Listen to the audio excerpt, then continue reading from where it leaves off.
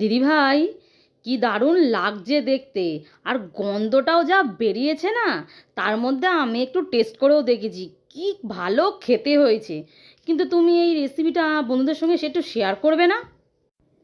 হ্যাঁ, এটা তুই ঠিকই বলেছিস। আমাদের বন্ধুদের সাথে রেসিপিটা শেয়ার করাই যেতে পারে। খুব সহজ রেসিপি, কিন্তু তার আগে তো বন্ধুদেরকে আমাদের স্বাদের ঝুলিতে আমন্ত্রণ জানাতে হবে। তাই বন্ধুরা, তোমাদের সবাইকে আমাদের স্বাদের ঝুলিতে আমন্ত্রণ জানাই। বন্ধুরা, আজকে তোমাদের করে দেখাবো কচু শাকের রেসিপি। আজকে দেখাবো চিংড়ি মাছ দিয়েই করা। তোমরা এটাকে ইলিশ মাছ দিয়েও করতে পারো, তবে আমি আজকে তোমাদের চিংড়ি মাছ দিয়েই করে দেখাবো। আমি একটা পাত্র বসিয়ে দিয়েছি, এবার এর মধ্যে অল্প জল দেবো, দিয়ে এবার কচুর শাকগুলোকে এরকম করে দিয়ে দেবো। মানে এটাকে সেদ্ধ করে নিতে হবে।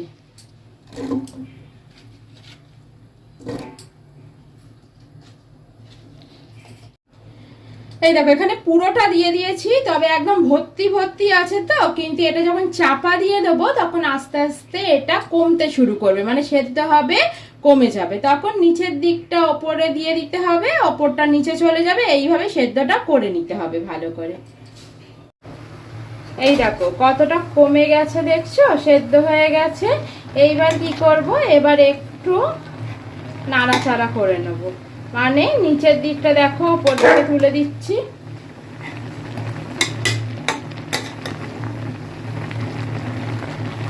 এইভাবেই পুরোটা সেদ্ধ করে নেব। এই দেখো একদম সেদ্ধ হয়ে গেছে, এটা দেখেই বুঝতে পারছো। এবার এটাকে জলটা ছেঁকে নেব। এখানে একটা ঝুড়ি নিয়ে নিয়েছি, আর ঝুড়ির মধ্যেই জলটা ছেঁকে নেব।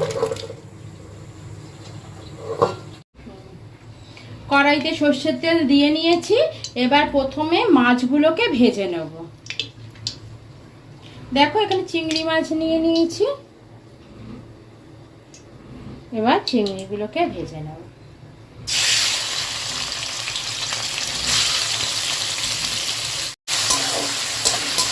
চিংড়িটা ভেজে নিই, ভেজে একটা অন্য জায়গায় তুলে রাখবো।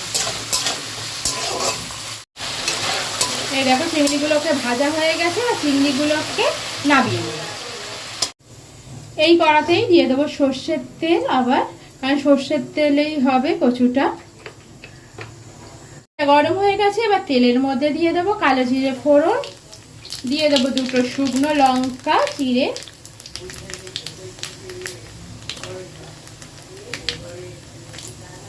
আর দিয়ে দেবো চেরা কাঁচা লঙ্কা। নাড়াচাড়া করে নেবো। চাইলে তোমরা এখানে রসুন দিতে পারো, কিন্তু আমি রসুনের ব্যবহার করবো না, যেহেতু চিংড়ি মাছ করবো।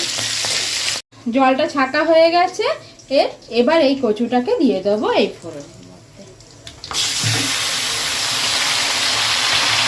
আর দিয়ে দেবো সামান্য হলুদ গুঁড়ো। এবার এটাকে ভালো করে ভাজবো। এবার এর মধ্যে দিয়ে দেবো স্বাদ মতো নুন, আর দেবো চিনি। আর এটা ভালো করে একটু মিশিয়ে নেবো। এবার এই সময় দিয়ে দেবো ভেজে রাখা চিংড়ি মাছ। এটাকেও খুব ভালোভাবে মিশিয়ে নেবো। আর এটাকে এখন জলটা যতক্ষণ না শুকাচ্ছে ততক্ষণ পর্যন্ত একদম নেড়ে নেড়ে ভাজা ভাজা করতে হবে। এটা কিন্তু আমার অনেকটা কমবে, এই আস্তে আস্তে ধৈর্য ধরে কিন্তু নেড়ে নেড়েই কাজটা করতে হবে। এটা কিন্তু অনেকক্ষণ টাইম লাগে, তাই তাড়াহুড়ো করলে কিন্তু হবে না, একটু ভালো করে ধৈর্য ধরে ভালোবেসে করতে হবে।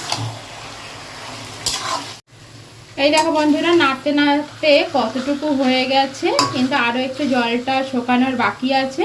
আর একটু ভাজা ভাজা হয়ে গেলেই নামিয়ে দেবো। তবে এই দেখো তেলটা কিন্তু ছাড়তে শুরু করেছে, দাঁড়াও। এই দেখো তেল কিন্তু ছাড়তে শুরু করেছে, প্রায় হয়ে এসছে। আরো একটু নেড়ে নেড়ে কমিয়ে নিতে হবে। জলটা ভালো করে, মানে আর কিছুটা হলেই হয়ে যাবে আর কি। এই দেখো বন্ধুরা, এটা কিন্তু হয়ে গেছে নাড়তে নাড়তে। এবার নামিয়ে দেবো।